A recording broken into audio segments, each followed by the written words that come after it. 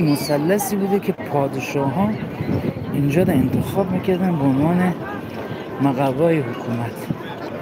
چرا؟ چون شاهراه جهان بودن.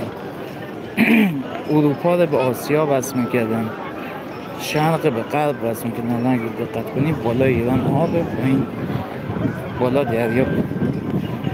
دریا چیه؟ تقریبا دریا حساب نمیشه، چون دریا به آبای آزاد وصل نیست. دریای خزر فکر کنم به آبای آزاد وصل نیست. سلام صاحب جان، خوبی؟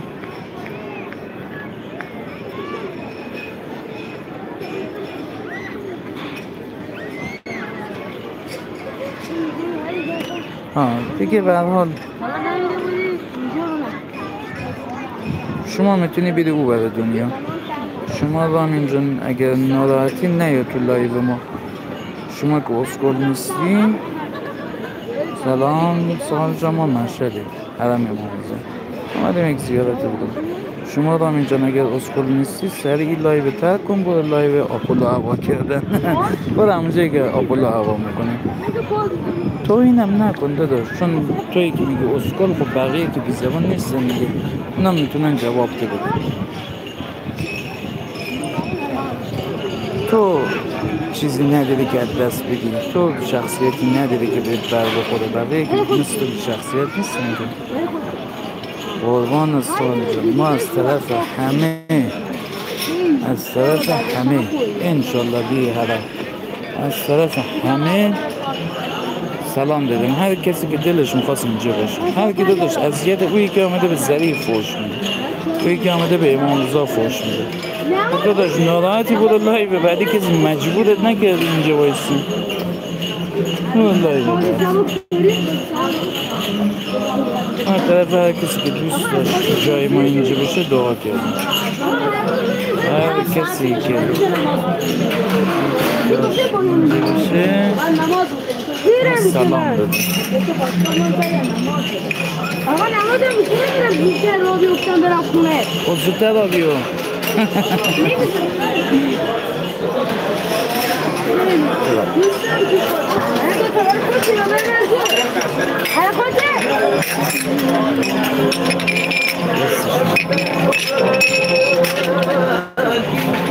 آدم ها عجولن. این انتهای صفم چایی چینده بودن، منتها همه میخوان از همون اول بردارن برن همون صف شلوغ میشن. بفهمین چایی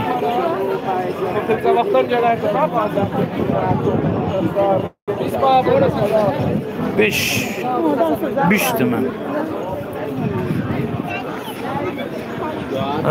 نوش. ما اتفاقا شیراز آمدم یک سالی، 2 سال پیش بود فکر کنم.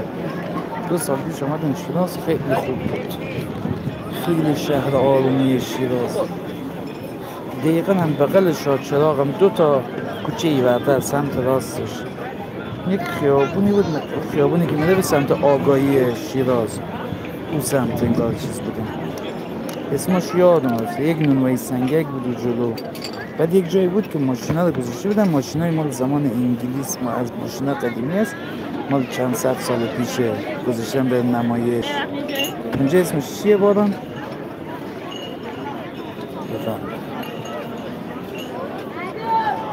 یه خیابونایی داشت، الان باران میگه اسم خیابونش. این خیابون بود موتورای قدیم ها مال جنگ جهانی دوم، موتورا و ماشینایی گذاشته بودن برای چیز، برای اینگاه مردم ببینن مال جنگ جهانی دوم. اونقدر قدیمی. ما شب بود رفتم اونجا، پس من نشد تو روز برم عکس بگیرم، ولی فیلماش هست.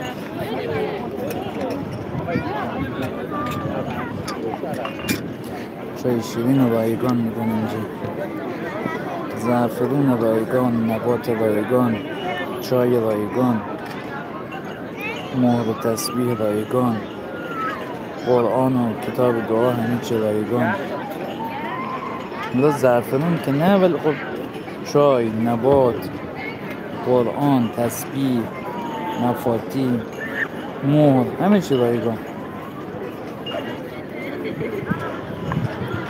چی میخوایی دیگه از این میشد؟ و خوشید همیشه از پشت زریع امام رضا طلوع میکنه.